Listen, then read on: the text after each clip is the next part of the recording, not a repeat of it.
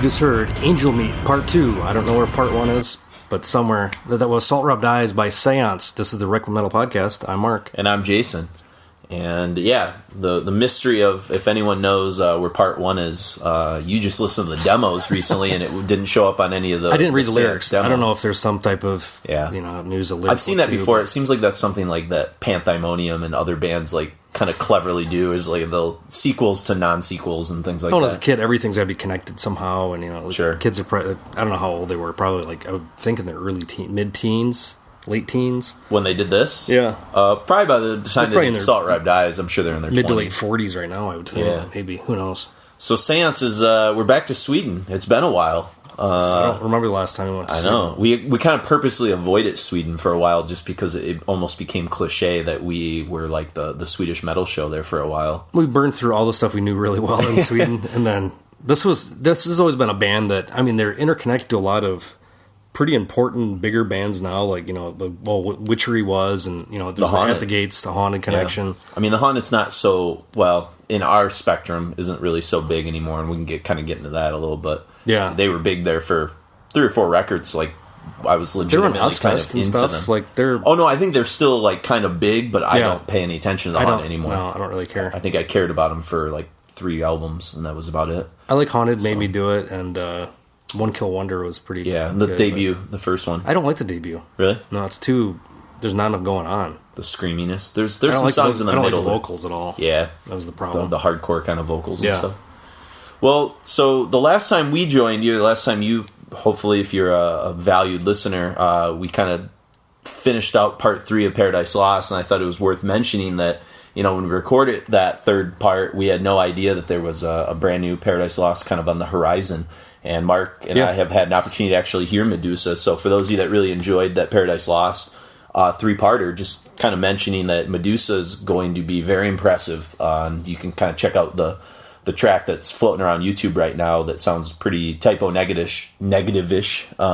What's the Longest Winter? Longest Winter, yeah. And you got to review Medusa a little bit and do some illustrations for it for Decibel, which was a real treat for you. Yeah, I had to get the go-ahead from the label to say, is this cool that this guy gets this? And I've listened to it about 40 times, so at least. Through Mark, I've had the opportunity to hear it a few times, and it's pretty good. So if you dug the end of part 3, you're going to be very happy with the direction that the band has chosen to go in. They've yet to spin their wheels, I think. They maybe did it, you know, almost, not even then, you know, when they kind of came out of Believe in Nothing and into the new era with the self-titled and In Requiem and all that stuff.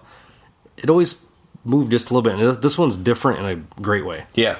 So I thought it was cool that, like I said, that they kind of embraced some of the typo negative stuff, because it was something like you and I kind of mentioned it offhanded to you, and here, you know, that I was starting to hear like little bits of like October Rust kind of in there. Sonically, for sure. And then all of a sudden that new track has a real tone to it that reminds you of some of the October Rust stuff. There's well, this will be the last of Paradise Lost, and we'll get on to Seance, but there's a pretty interesting, funny little historical thing you can watch on YouTube of Gregor McIntosh interviewing Peter Steele. Oh, yeah. For like the European Headbangers Ball or something. They're in a completely like gelled in green lights and stuff. Cool. So it's probably like Draconian. Okay, that would make sense, because that was right when Bloody Kisses was blowing up, was 95. Yeah. Right when Draconian was coming out. So, and then one other thing kind of wanted to mention is, I think by the time this episode gets up, I've been sort of investigating Patreon quite a bit, and trying to play around with whether or not we're going to, you know, violate copyright laws or anything, since we do play copyrighted music. But because it is a free podcast, I think we're in the clear, because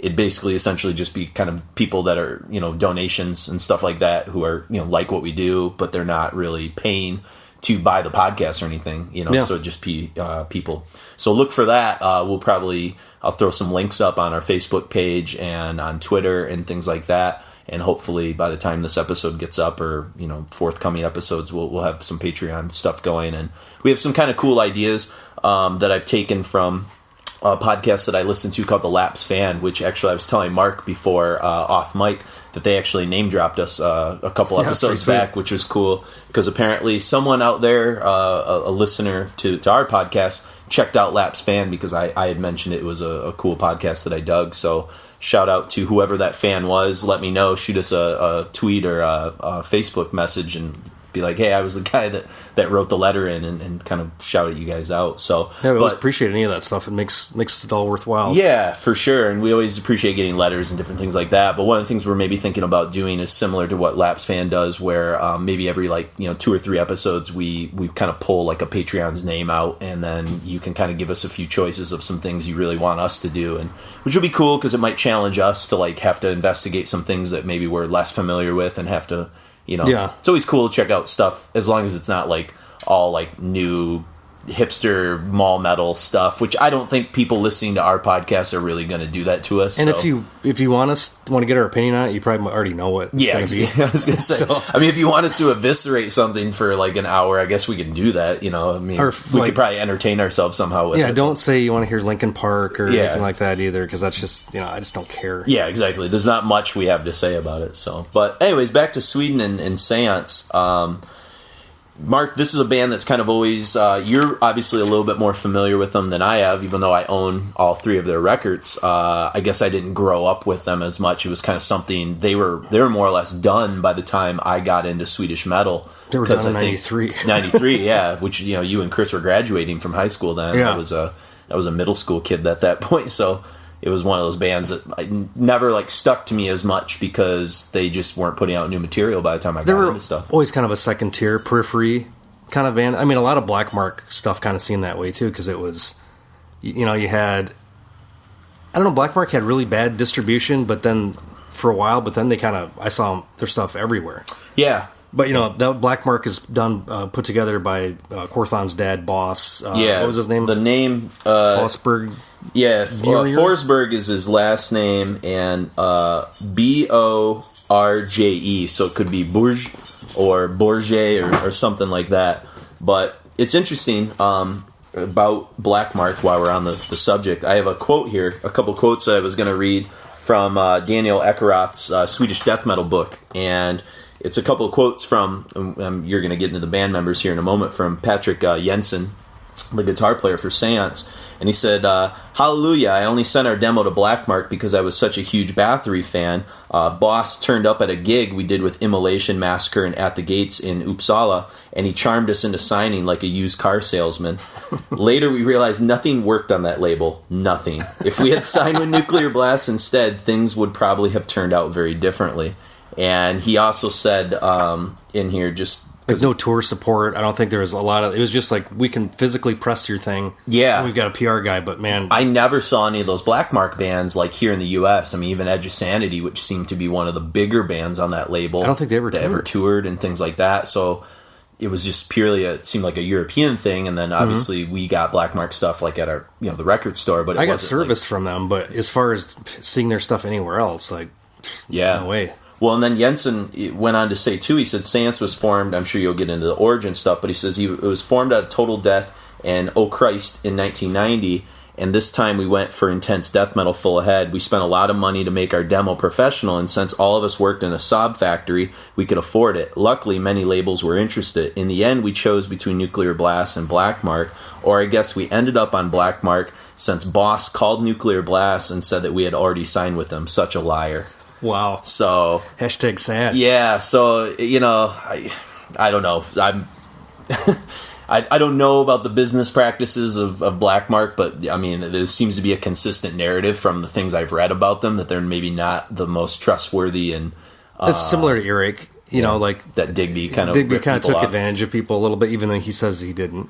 People knew what they were signing. No, they're young kids. They don't understand the complexities of you owning their copyrighted music for eternity, basically. For sure, yeah.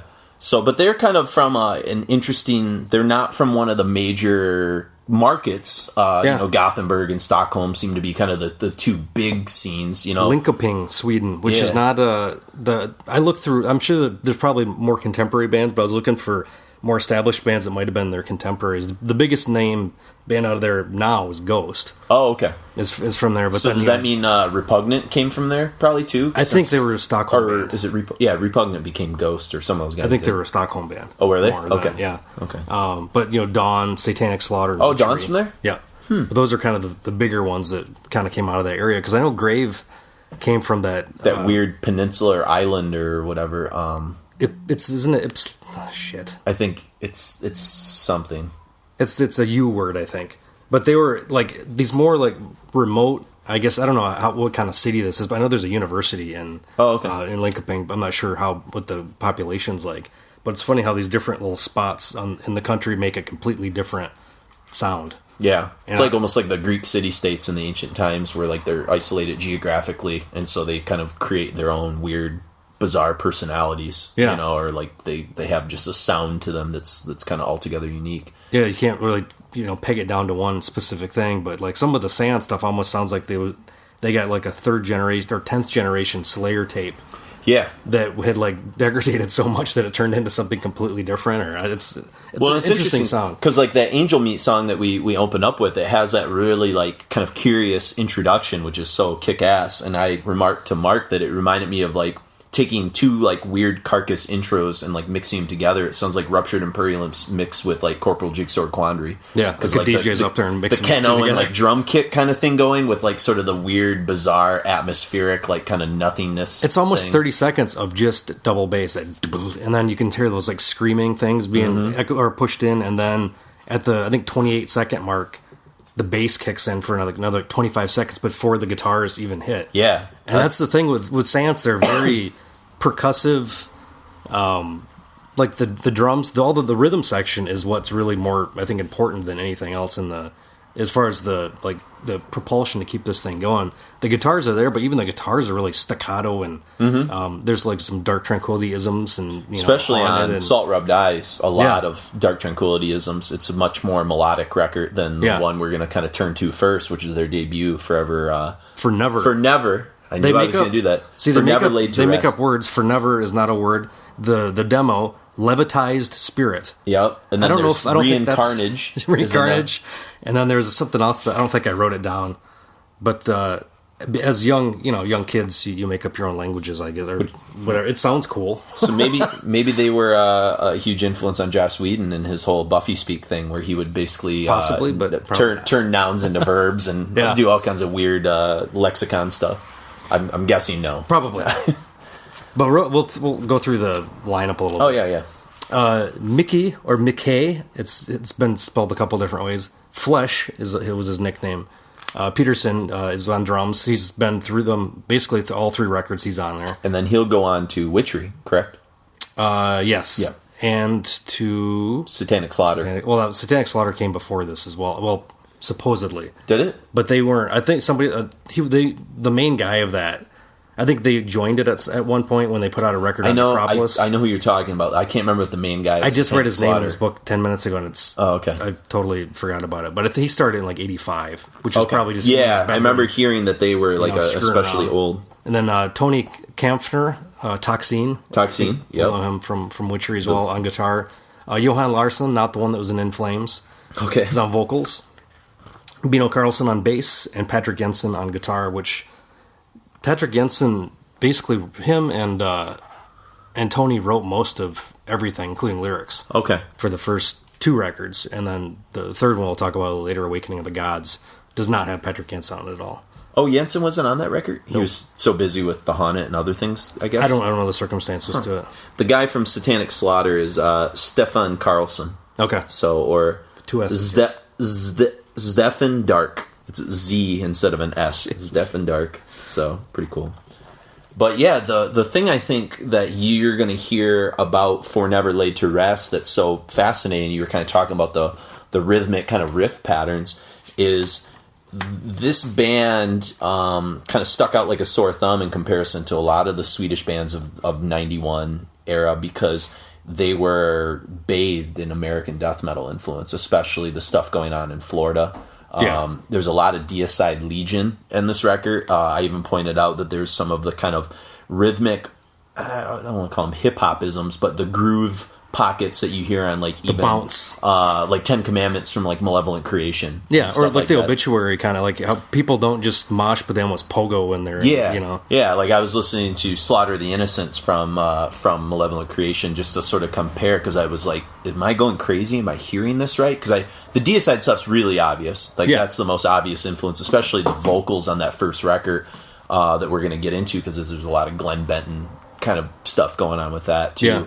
But even like the way that the bass is so pronounced has like an Alex Webster Cannibal Corpse kind of thing to it, how you can really like hear everything he's doing on bass on most of those Cannibal Corpse records. Yeah. And you didn't always hear that with a lot of like the Swedish death metal, because they were buried in that kind of Boss HM pedal kind of like warm tone. You couldn't hear like a lot of the intricacies of bass and stuff, but Yeah, because it's even got a little bit of the Scott Carlson like blown out, bass sound too. But it's so high in the mix. That's the thing. That's what I mean. It's not buried like you hear on a lot of the Swedish stuff. At least Entombed and Dismember, those the people, those kind of the sound that I think most people associate with Swedish death metal. Sound, yeah, is very like the mids and the highs are all like way up in the mix, and I don't think this has much more of like breathing.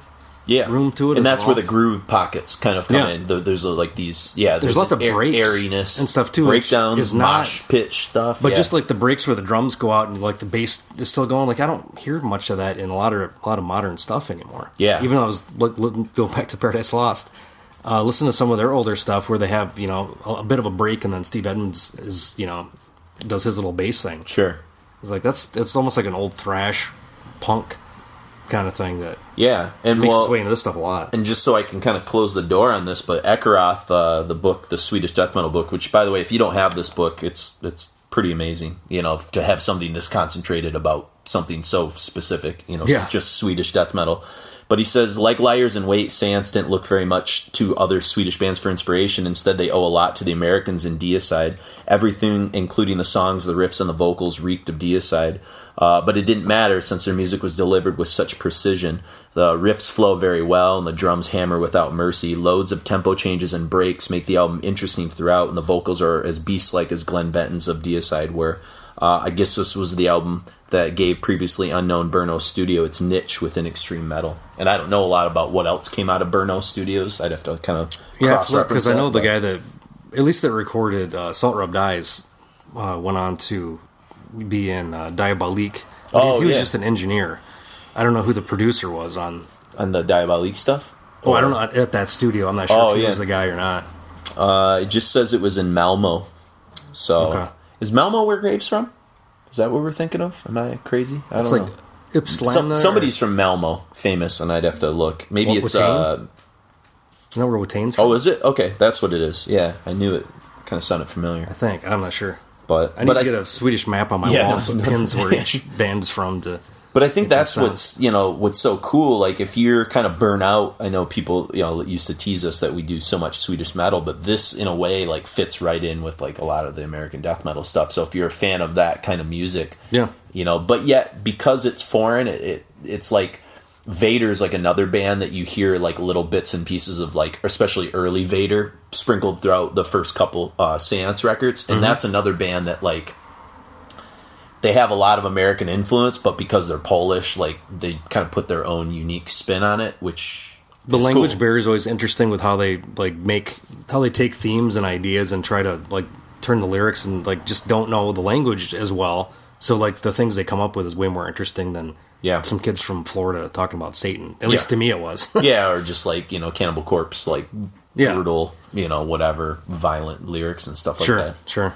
But, it's interesting, but yet you can still sort of see the connections to other things that are going to happen like later in Sweden. Like you can hear like little rhythmic patterns that kind of predict like Witchery or The Haunted. Like there's like Dark Angel kind of like speed thrash, like Merciful Fate stuff kind of in there stuff too. in there. Yep. Where it's like the hyper speed kind of thrash stuff that Witchery kind of makes their whole reputation kind of on. Yeah, and even The Haunted, the ever-present, Jeff Hanneman Slayer riff that comes up a million times in these records. So, and especially, I think I feel like I hear a lot more of the Slayerisms and stuff on Salt Rubbed Eyes, maybe, but that's just in the back of my head. I'm sure they're all over For Never Laid to Rest. I just didn't notice them. Well, we mentioned too the times. Like the first record's like 30 minutes, the second's 36, the third is 36. Like that's kind of refreshing to have a nice short to the point. Yeah, just record punchy.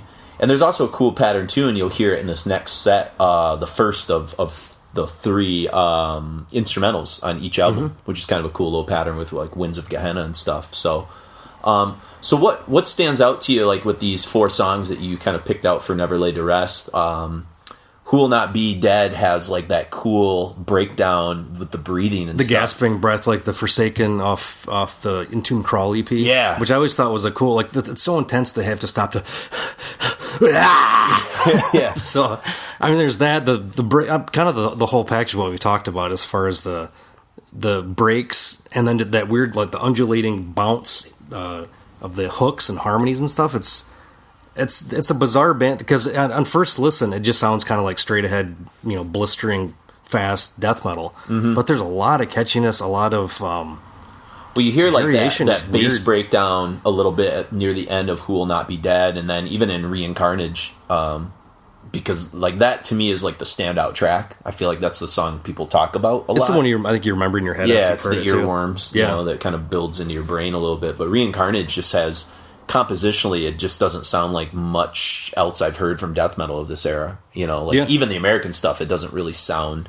It has like the influence of Deicide, but I've never heard Deicide do a song quite like this. Deicide's way more straightforward, Yeah, that was the thing, because I wouldn't have put the Deicide thing together, but I've never been much of a fan. I guess Legion just has this like sonic quality to it that's just really tight, and I don't know if it's that Tampa, Florida death metal just snappiness to Scott it. Burns. Yeah, production. It might be a little bit of that, but I hear bits of it, And then it's cool too that they have a song on this record called "Haunt It," which then Jensen will go on and form a band. I have no idea if there's The Haunted. Yeah, The Haunted. And then when we get to their kind of comeback record, they have a song that we'll talk about later called "Forever Haunted." So, which who knows? It could just be like Angel random Part 1. Random coincidence or some kind of weird, connectivity. Ever since me and Chris made the connection, the Bolt Thrower, the different songs that are all in a trilogy and not just being lazy, I always try to see if there's something like that in other things as well. Any kind of musical intangibilities. And then what about Wind of Gehenna? Anything that jumps out to you about that being a death metal instrumental, which isn't like super common, I guess, back then? And it's kind of like one of the most straight ahead Swedish tremolo picking kind of. Yeah. It makes sense that Dawn would come from this scene with like the kind of style of riffing that you kind of hear here, Yeah, just that. And these guys, I think, like a lot of bands that I enjoy, they seem like they're playing at the edge of their abilities too. Like they're really pushing themselves to. The drums aren't always right on. It's not. They're not playing on a click track, but it's got a lot of feeling to everything. Like the drums and bass again are just kind of like the stars of the show. Yeah, and the guitars, like it almost seems like the guitars are pushed down just a little bit because they were like, I don't know, not played as well. I don't know what the justification. Maybe just the people didn't know how to produce this shit. Yeah, and I think Jensen's guitars could become a little bit more apparent on Salt Rubbed Eyes. Like I feel like that's where you start to hear a little bit more of the stuff kind of going on there. It's almost like a jazz setting to where you've got a rhythm section that locks everything down, and then you can improvise or weave in and out. Yeah, that kind of makes sense. And then we'd be remiss, especially with you being such a huge fan and myself as well, to not mention that it's a pretty awesome Dan Seagrave cover. Yeah. So the only one he did for Seance. Yeah. He actually just I think he put some article up about that, and you can get prints of it again now. Oh, can he? Yeah. I saw he just did something like a sequel to Clandestine cover. Yeah, it was for the live Clandestine. Is that what it was for? Nick Anderson was playing with. It was like the reformed lineup. Oh, cool. The Morbus Kron, his stepbrother, I think, on vocals. Oh, yeah. Or not. Yeah, he was doing vocals. It wasn't over. But yeah, I think they recorded that. It's going to be released sometime next year. So. Sweet. So that's what the cover was for. Yeah. I saw it floating around. Yeah, it's pretty sweet. Nice. All right, well, let's get into some For Never Laid to Rest. We have Who Will Not Be Dead, then the aforementioned Reincarnage, Haunt It, and then Wind of Gehenna, the instrumental. And then we're going to close this set with some more Salt Rubbed Eyes with Soul Erosion.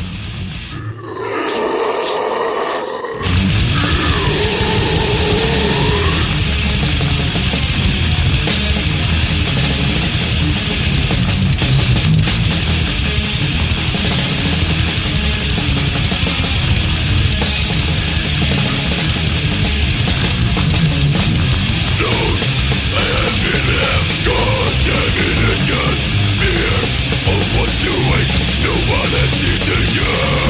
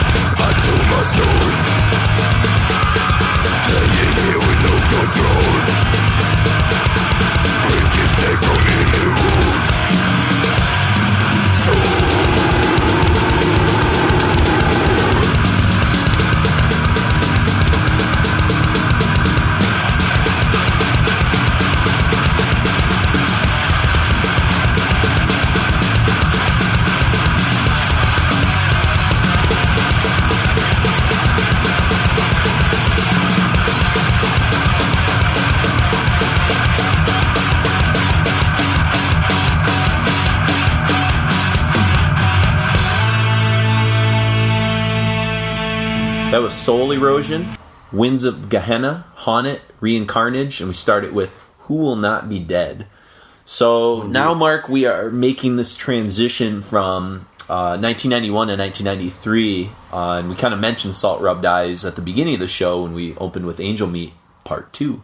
But what you hear in like a Soul Erosion here is you get like just they've really gone all in a lot on the breakdowns and the grooves and things like that. There was that it's almost like a Pantera approach to death metal. Well, for sure, yeah. You're right in that era of '93. You know, Vulgar Display is '92. You know, White Zombie is kind of that last Exorcisto was '92 as well. So there seemed to be like a prevalent like thread kind of running through music in general. And if they're taking a lot of their cues from American metal, which it seems they did on Forever. You know, with the American, maybe they're like they have a strange ear to like what was kind of happening in the United States. It could be because that's. I mean, it's a weird. I've never heard a death metal record that sounds. Yeah, it's like really this. It almost falls in a weird place between like that Pantera sound, like Ministry. Like it does have some industrial vibes. Weird, but there's a sonic groove quality like Psalm 69. You know, I mean, there's some bottom. But the drums, all that stuff's almost like a mechanical machinery kind of like sound in the background that propels through these whole things. But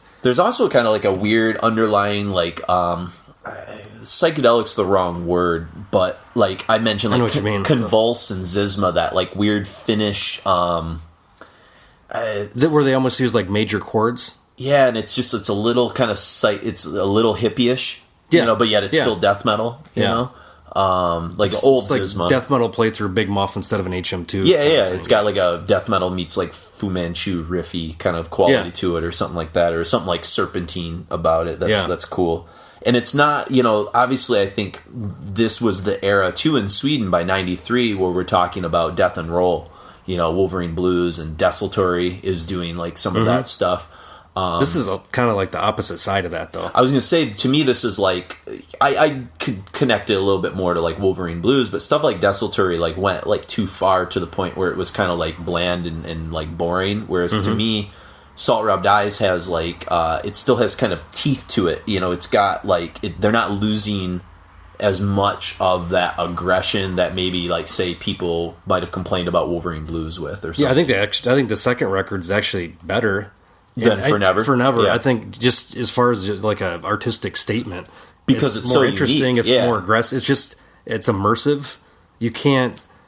I don't know. The whole thing's oppressing. It's almost like a Rain and Blood. How it's just front to back. You're like, I've never heard anything like that. Not to that level of like I've never heard anything like that. But as far as death metal production too, it's very like unique. It's up here. You know, it's like that, the right between your eyes. That's what Rick Rubin kind of did so uniquely on Rain and Blood is he took all that reverb out of the Metal Blade records and he just said he wanted like everything like right up front in front of you. You can't escape it. You know, like it's just gonna beat you up a little bit while you're listening to it, which is cool. You know, it's a neat approach, especially when you have such kind of, like I said, warm, fun groove riffing kind of mixed in with it. It makes for a pretty challenging. I think that's maybe one of the reasons why Seance didn't go to that maybe next level, because maybe they were a little obtuse for some people because they weren't straightforward with maybe what they were trying to do, like say Wolverine Blues was. But it wasn't the whole death metal scene too. It was just within a couple short years, from like 88 to 93. It ran the gamut. 93 is really on the downswing. Yeah. So it's like being that young and hungry, you got to think how much you changed from junior high to high school, and then from high school to college, and being a band for that long, it'd be weird to try to like not want to, because we went through phases of just listening to, well, not just, but adding jazz and indie rock and all kinds of other shit into our listening repertoire. Yeah. And now I have like little bits of that I keep with me, but I couldn't imagine just doing the straight and narrow. Only that all the time. Yeah. So I can totally see why they would wildly change like this. Even the lyrical themes and stuff aren't really that different. It's all the same kind of weird existential gore shit, evil and the other thing too that you mentioned, why we're kind of mentioning the lyrics, is I don't think you mentioned it in the first set, but you pointed out something about how clear the vocals are to be able to like hear what's actually being sung. He enunciates really well. Like like a David Vincent kind of enunciation, or Carl Willits, or there's a handful of those death metal guys that can really hear every fucking word they're saying. Sure. Instead of like the mush mouths of LG or something like that. Later on, he'd go on to be pretty understandable, but yeah, and the power to the vocals too. They don't sound like Chris Barnes or the Glenn Benton, where it seems like it's almost like condensed or processed. It sounds like cupping them and stuff, right out of his diaphragm kind of thing, Yeah, and that makes it easier sometimes to understand too, because it's not so processed and stuff. But I mean, his vocal patterns help that too. Sure. I think the other thing that's like cool about this record too, and we're going to hear a couple more tunes from Salt Rub Dies in the next set, is we talked about some of the bass production on For Never Laid to Rest, but this album has like all these like really weird like bass breakdowns and stuff like that. Yeah. That it sounds like a combine or something, just like like this. There's like a bunch of like ambient noise around the bass as well. I don't know how I'd love to know how they recorded the thing. Mm-hmm. Like what kind of shit they did to it. It almost has like a Godflesh. Yeah, for sure. And that's maybe where that industrial vibe you're picking up on, And it's weird because Godflesh, in a strange sort of way, with how they like did some of the rhythmic production, and this is going to be a completely like left field sort of comment, but they had a huge influence on like nu metal. Oh yeah, Korn and Deftones and all those bands. Like Korn worshipped at like the altar of Godflesh, and it's interesting because you point out like how maybe Pantera was like a weird, but like they're almost tapping into that like that pocket groove sort of thing that became so big in American metal in the second half of the 90s, Yeah, and now it's completely gone. Yeah. Now it's technicality. With the... How retardedly technical can you be? Yeah, that's true. I guess with like the underground American scene, but I still think like you have your Five Finger Death Punch stuff in the mainstream that's just dumb derivative Pantera know if I've ever stuff. Heard a full song by It's just really bad Pantera, White Zombie type stuff. Yeah, I just don't, but like by reputation, the singer's no, same here. Yeah, and, I couldn't tell you. I just know they do like cover songs of stuff that I like and ruin it. I think I don't know. I have no idea. It's what's Wagner say? I don't know how to like. I don't know how to like that. Yeah, it's a very I just don't think I know how to like that. And it's not made for. It's not music made for me or you. So I get that part of it. So, but yeah, like I think that's the cool part about songs like Soul Erosion is they have these like mosh pit worthy sort of parts to it. And then we're going to hear the title track and Skinless in the next set. And one of the things that's cool about Skinless is near the end of that song, you really start to hear the next phase of these guys, which is the Witchery Haunted phase. Like it's all over this record. And there's like a breakdown at the end of Skinless that reminds me of the like one of my newer favorite Witchery songs. I don't know if it's like new, but newer late 2000s like is The Storm. Or Fear the Reaper, the one? Yeah, is that what The Storm's from? That's the opening track? So. Yeah. And The Storm, that Storm just has like one like riff after another and like sick, just catchy breakdowns. And there's like a sick kind of like breakdown in the middle of The Storm that reminds me of kind of near the end of Skinless, which we're going to hear. And, I mean, obviously these guys are part of that. And so it makes sense that you're going to hear Haunted stuff and Witchery stuff. And this all predates it. Yeah. All that stuff too. So, and it's funny how I guess because I became a big fan of Witchery more so than Haunted later on. Sure. And then going back and listening to this, I was like, oh shit, it was there all along. It was there all along. Yeah. And see, I knew Witchery before I ever knew Seance. So that's weird. Yeah. Right? Yeah. Because... This is them just, going out and, knocking it out. Like, were you aware when you bought Witchery that it was the guys from Seance? Like, was that in the back of your head? Or no, because usually they use pseudonyms for, like, Tony Kampner, I never knew he was Toxine until... Toxine, yeah. I don't think he's called Toxine until that third record, until the third Seance record. Oh, really? They call him Awakening? Okay. I didn't even look at the credits. Huh. Yeah, and Witchery is such an interesting band. We've done a Witchery show before, but if you're not really familiar with Witchery and you like some of the stuff on Salt Rub Dies, like, go get those first few Witcheries, They're more, it's like like thrashy, I guess? Yeah, it's definitely like a death thrash groove kind of thing, but like... There's a sense of humor to it? Yeah, it's just like... It has like a Merciful Fate, King Diamond sort of vibe to some of like the stuff that they're doing, but not as like the power lyrical metal-y themes and stuff, yeah. But all death metal vocals. Yeah, and it's almost fun. You could throw them in the same type of aesthetic as Children of Bodom, where Children of Bodom is like a Yngwie Malmsteen with death metal vocals. And I feel like Witchery never got as big as they probably could have because they were so catchy. Like I don't think they toured. Yeah, that must have been it. I saw Witchery a couple times. I actually saw them in Italy. They opened for My Dying Bride up in Milan, which was kind of strange. Strange. Yeah, it was a strange concert.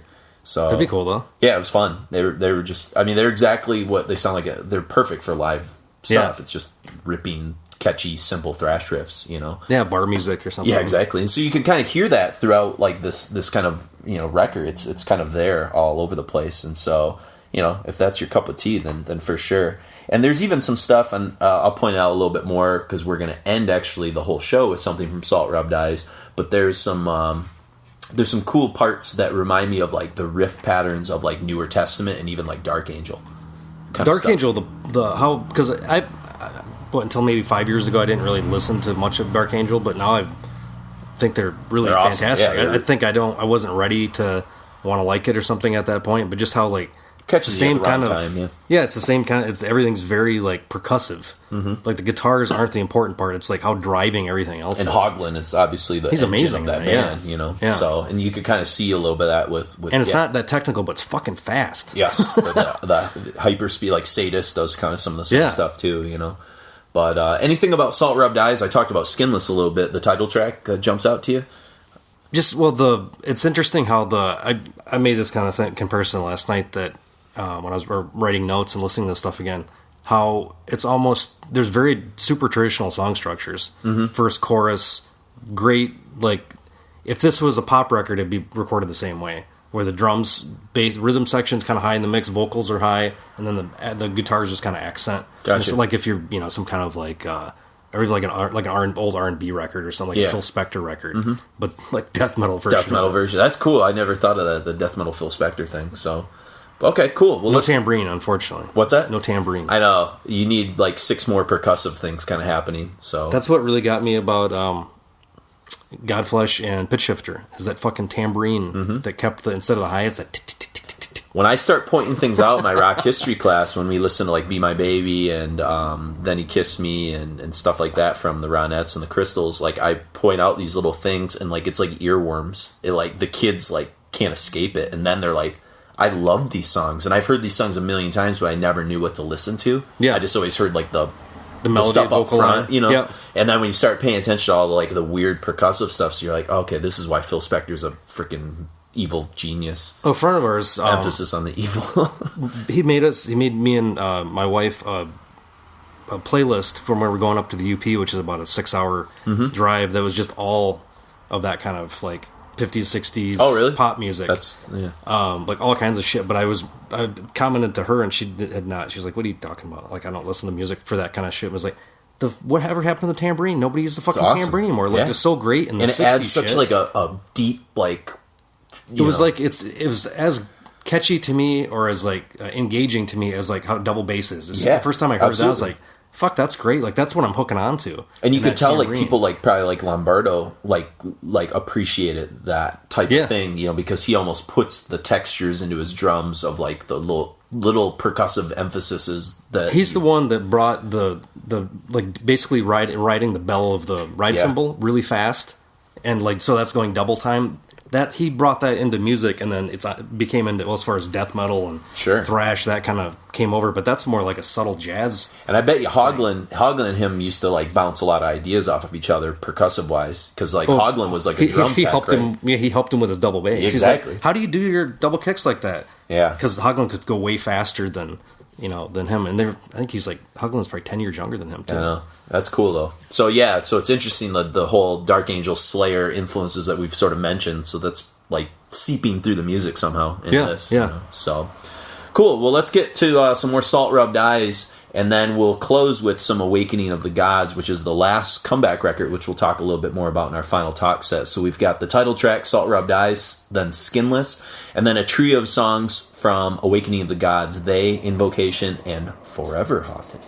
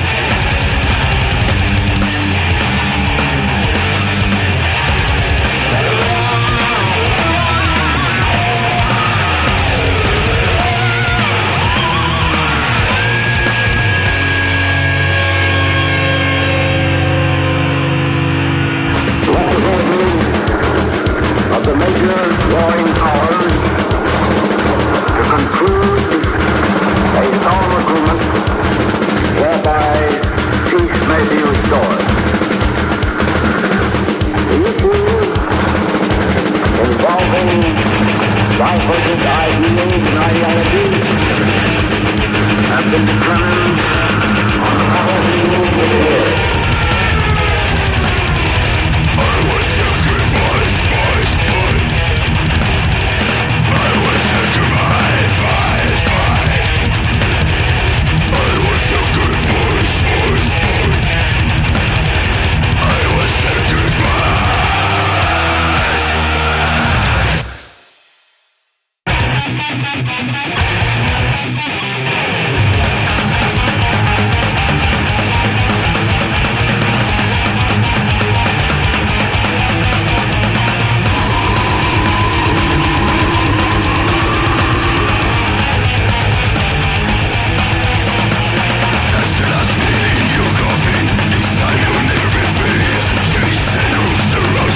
What can you leave me be?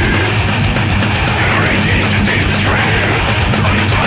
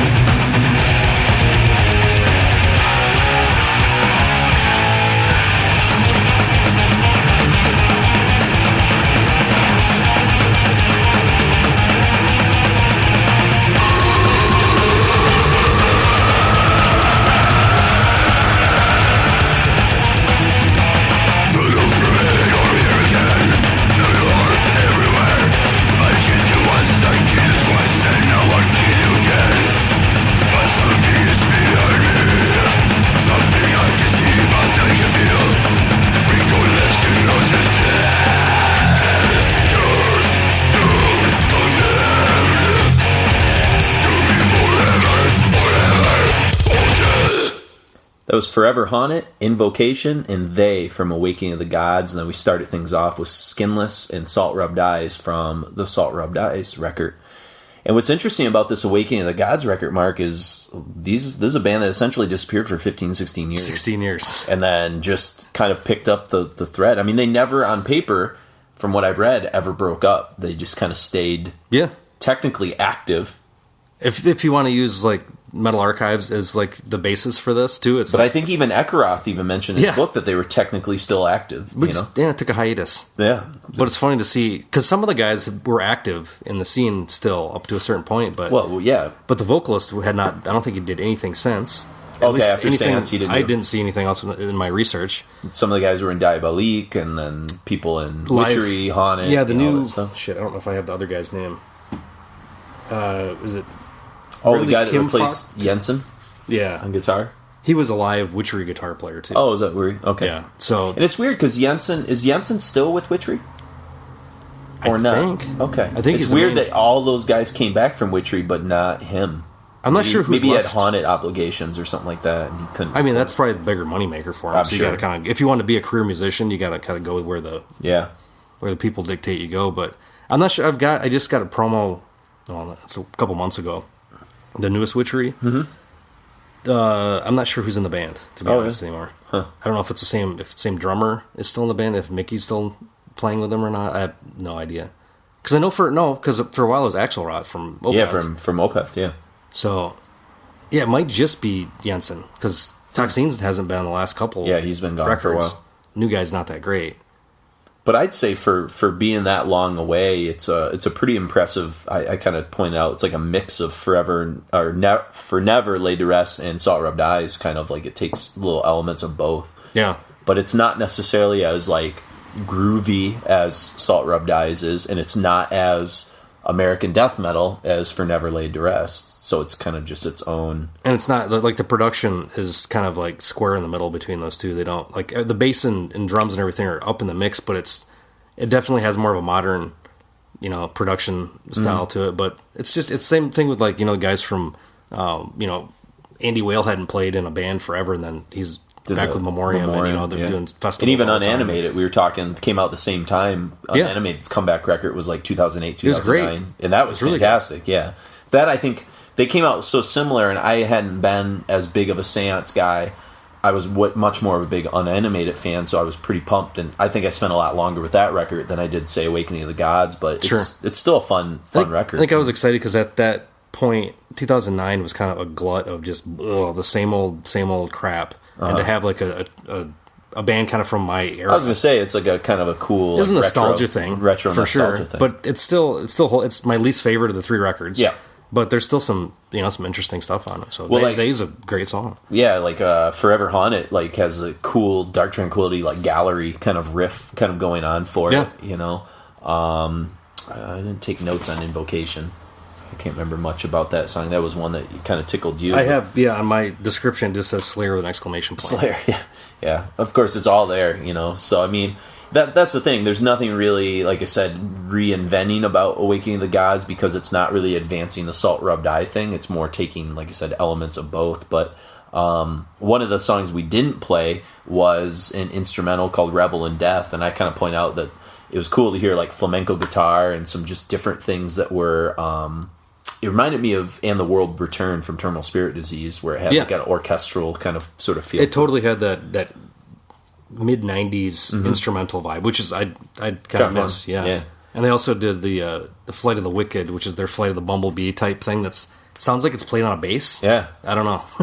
Kind of it's Cliff Burton solo type thing. Or weird kind of out of the blue thing, but whatever. A bunch of old dudes having fun. But, I mean, I don't know do you have any idea when you were doing your research what the status is with these guys? It says they're still active. They're still active. I think they've played a couple shows. I saw some YouTube footage from like 2015. Okay. They played like a festival or something in Sweden, or a show in Sweden or something. Cool. It'd be interesting to see them live, but there's not many of those bands anymore. Sure, yeah. For me at least. Well, let us know what you thought. Shoot us an email at requiempodcast@gmail.com. Check us out on Facebook, Mark and Jason, or at Podcast Requiem on Twitter. And like I said, kind of be on the lookout for stuff with Patreon coming up soon. So if it's something you're a big fan of the podcast and maybe have been for years and would like to throw some support our way, certainly we do this for free, but there are different costs. We just bought new software and things like that. That's the thing is, like, there's only so long you can try to grit your teeth and use the same shitty stuff. So I upgraded to a better. I mean, this is a way better. Hopefully, this sounds better to everybody. I've got much more like EQ kind of. I got VU meters, all this stuff where I can actually kind of track things a little better than before. It was like, oh, here's your quality and hit record. Yeah, and there you go. It was all about mic technique. Now this kind of like makes up for a little bit of that. Does some of that, yeah. But I'd like to get a better system where we're each on our own mic. Yeah, we can each wear headphones so we can hear each other. And hear each other. Yep. And like the podcast that I did for the Blake Cider, the hard press one that I think I talked about before, that was kind of how their studio sort of set up. Yeah, I saw the software they used was something I've never played used before. Yeah. But I've got a 2-channel mixer at home too that maybe if we can scratch together a little bit of money to get some decent like Shure SM58 vocal mics. Well, I think too, if we did get some Patreon stuff going, I think that would be a little bit more of an incentive for us to probably put out more than maybe like one show a month, maybe do 2 a month or something like that, or just to get a little bit more, because with Mark and I both so busy, it's like we love doing it. It's kind of a fun hobby, and people want us to do more, but it's tough to find the time, especially when it's just like something we're doing kind of for shits and giggles. But it's an excuse to get together, and people seem to appreciate it. So it's good. But it makes us rediscover shit that we. Yeah, I was gonna say it forced me to buy things too, which is good and bad, But we're gonna close things out with an aforementioned kind of the Salt Rub Dies kind of was the intro, the middle, and now it's gonna kind of take us on our way out. But it's one of the other instrumentals, and this is the instrumental from Salt Rub Dies, and it's called Hidden Under Scars. And this is the song I think I mentioned that has some really cool pockets in it that remind me of the riff patterns of like Newer Testament, Newer Dark Angel, things like that.